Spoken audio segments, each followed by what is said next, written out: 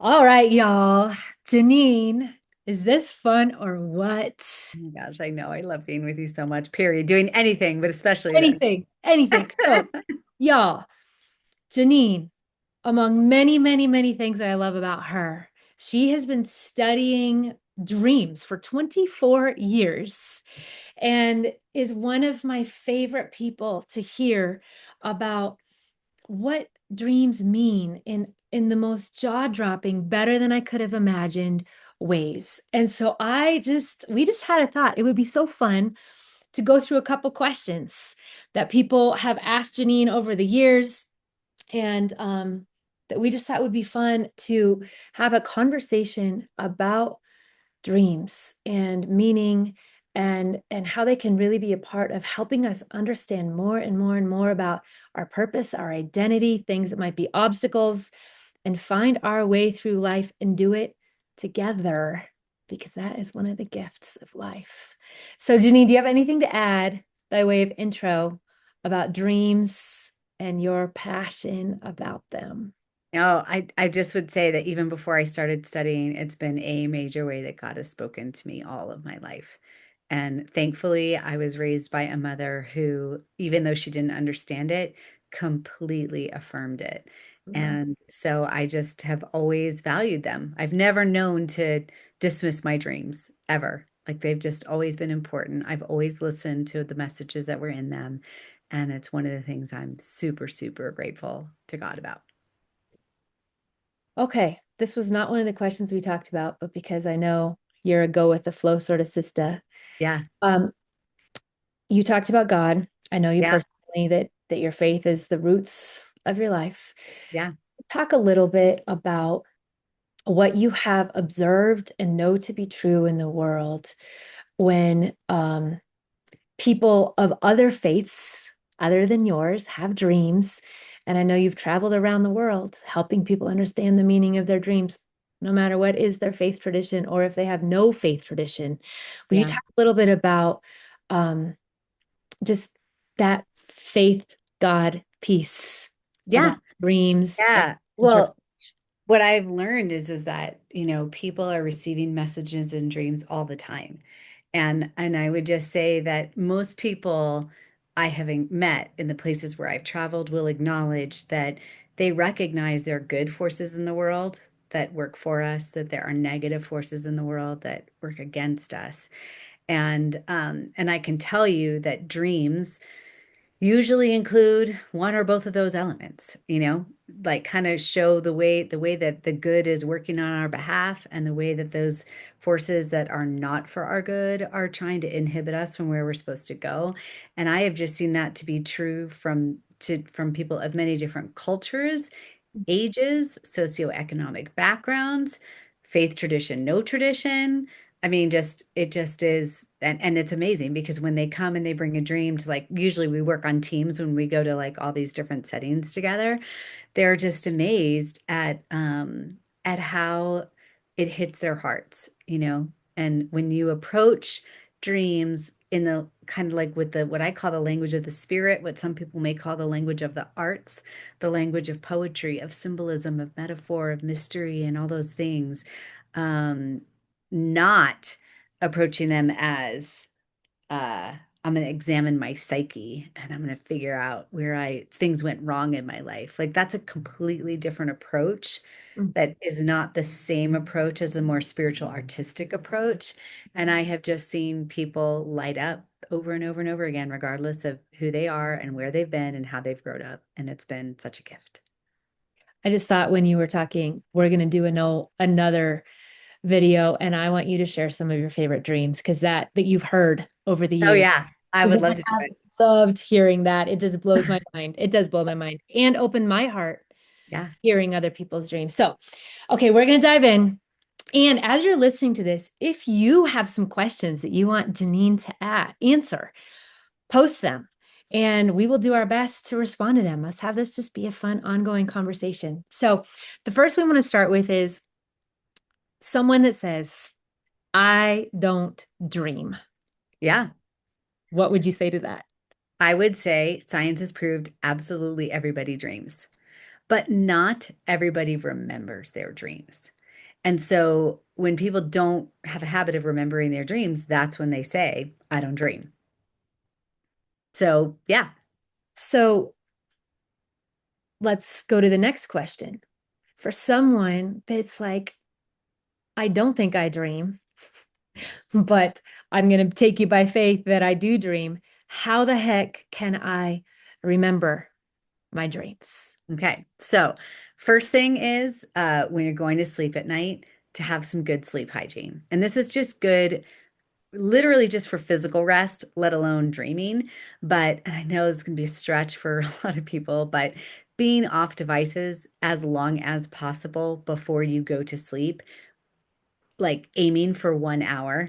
And if right now you're addicted to your phone and that's too much, start out with 5 minutes. Just take baby steps towards it, until that grows.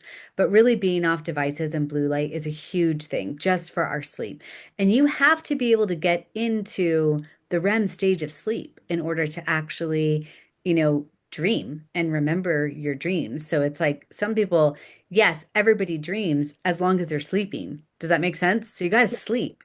All Yeah. right. Then also too, do something in that time frame, whether it's in the 5 minutes or an hour, whatever it is you have, do something that brings your soul to peace.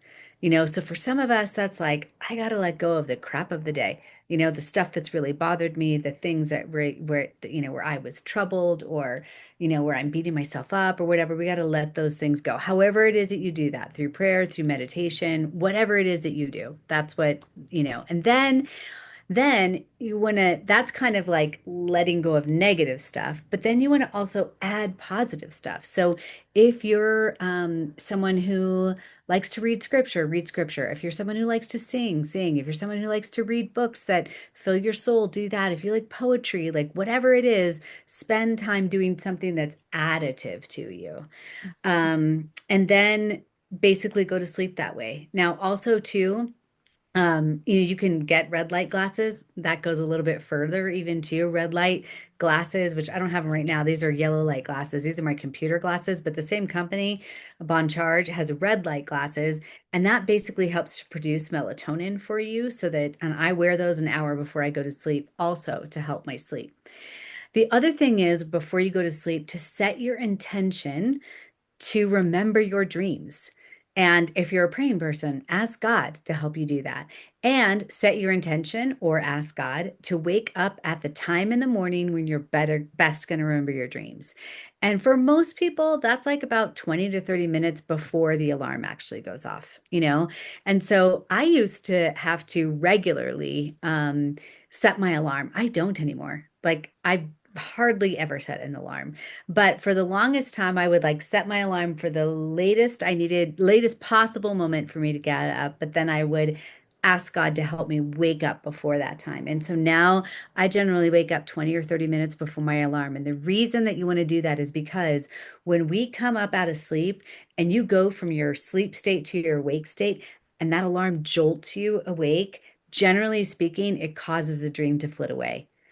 Have you ever woken up in the morning and you're like right on the cusp of waking up, and then all of a sudden you're jolted by that alarm and you had this dream and you had a dream, but you were like, oh my gosh, I can't even remember it. That's why.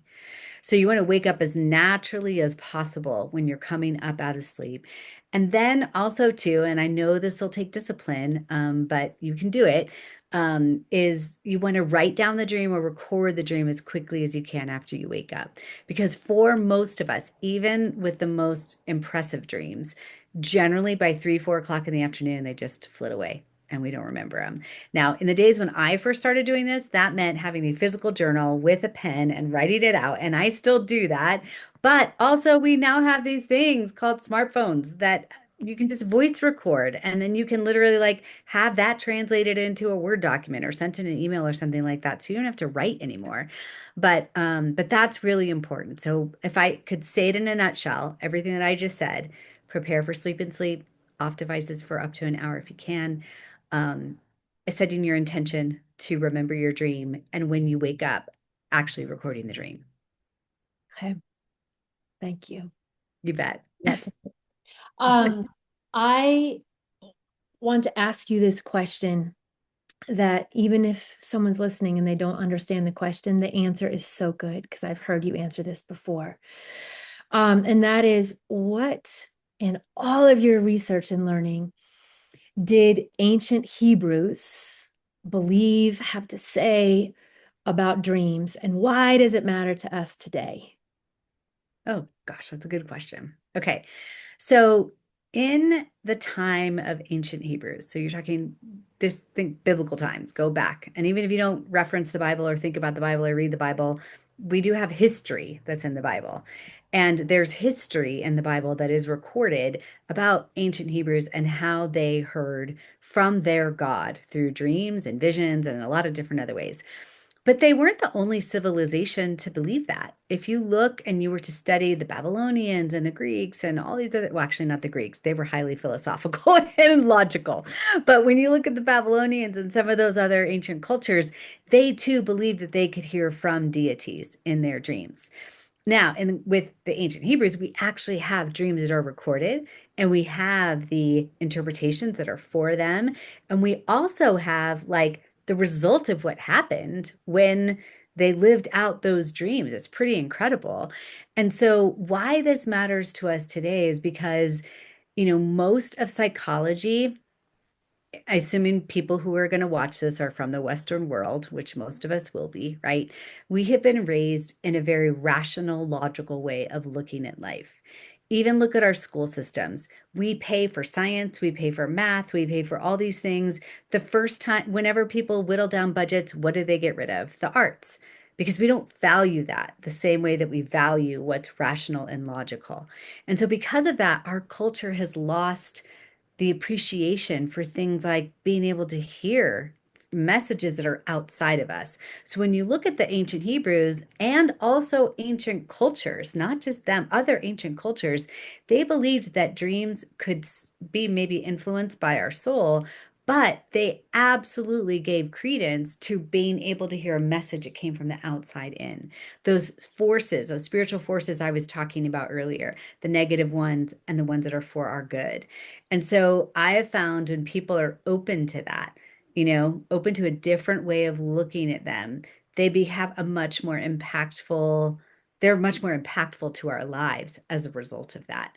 Whereas psychology would say, oh, that's just your psyche making things up. And it's just looking at kind of prior history and prior wounds and ways that you were raised and all that other stuff. And so what's interesting about taking this other approach is in psychology, you're only going to look to what you know. Does that make sense? That's it. To for a meaning.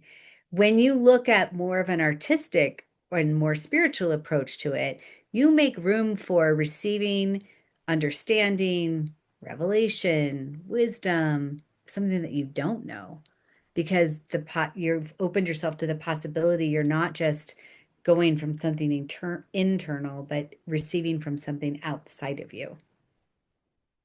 I love that. Thank you.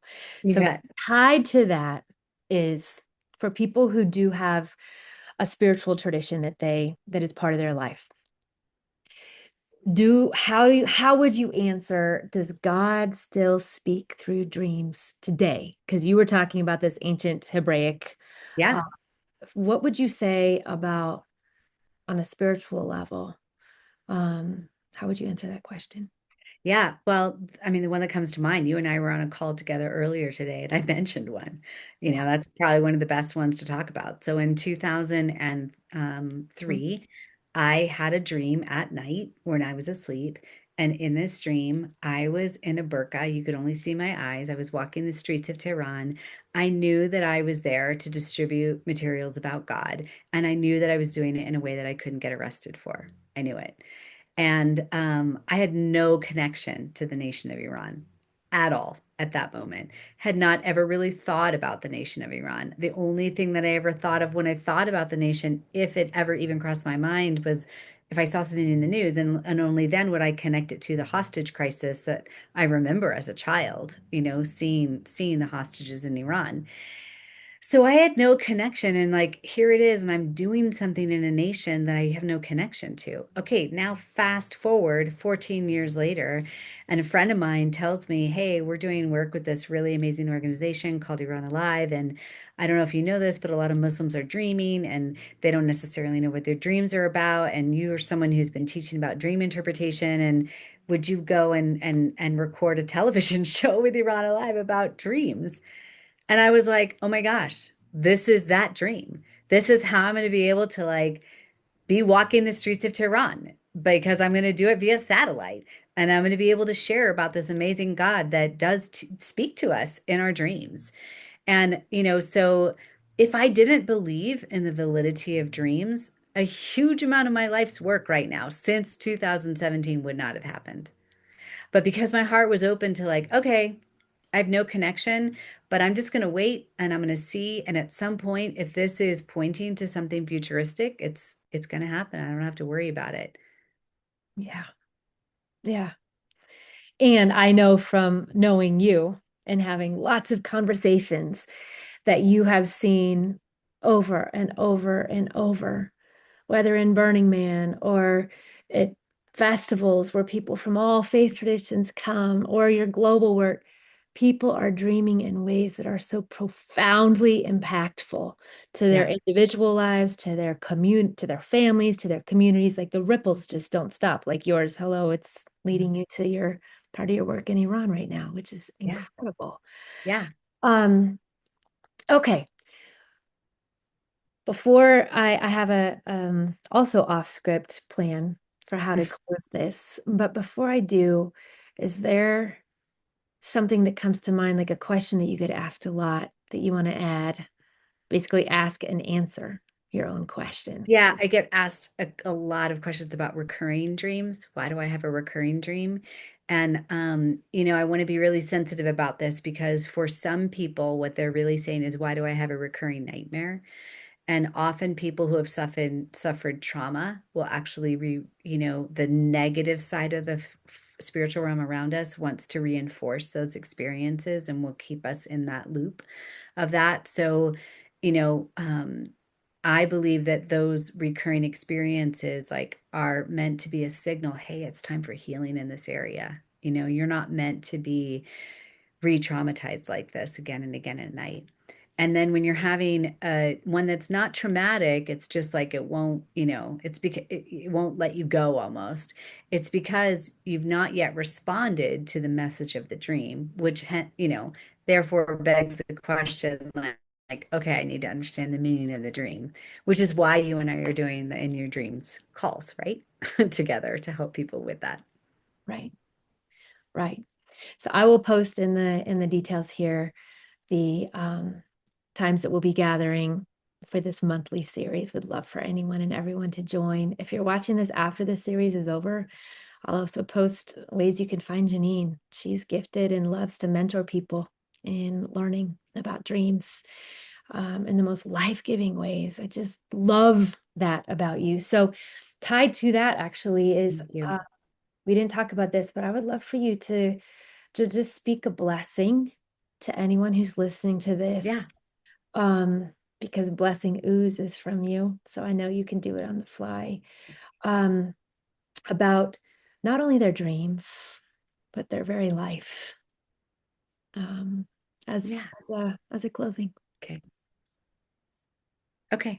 All right. So, to whomever is watching, I bless you to know that there is so much to your life and destiny that's beyond what you know. And that no matter where you've been, no matter who you are, no matter what you believe, that there are ways that you are being made aware about what your future and your destiny is about. And I bless every sense that you've been given internally to come alive, to be able to sense those promptings and follow them because they lead into such goodness and light that will bless you in ways beyond your imagination. And I also really want to speak a blessing for those of you who struggle with sleep for whatever reason. And I know trauma can be a part of that. I speak a blessing for healing so that you can get deep, restorative, peaceful rest at night. And for those of you who don't remember your dreams, I just pray, bless you to be able to remember and to garner wisdom and strength and grace and peace from what it is that you recall. And for those of you who do dream and who are like, gosh, I know this means something, I just bless you with the same wonder and gift and understanding that I've been given. I bless you to receive that too, and to be able to unpack the mysteries of your dreams in ways that are hugely life giving to you. Ooh, yes. Yes, yes. Okay, y'all. This is a wrap for now. We will be back. But part of what will bring us back is just share what comes to you. What more questions do you have? And let's lean in, dig in, circle up, not go through life alone. Jeannine and I just send big sister squeezes, loves your way, wherever you are in the world. And thank you for being with us during this little pocket of time. We love you. Bless you. Can't wait Bless to you. be together again. Yeah. Bye. Bye.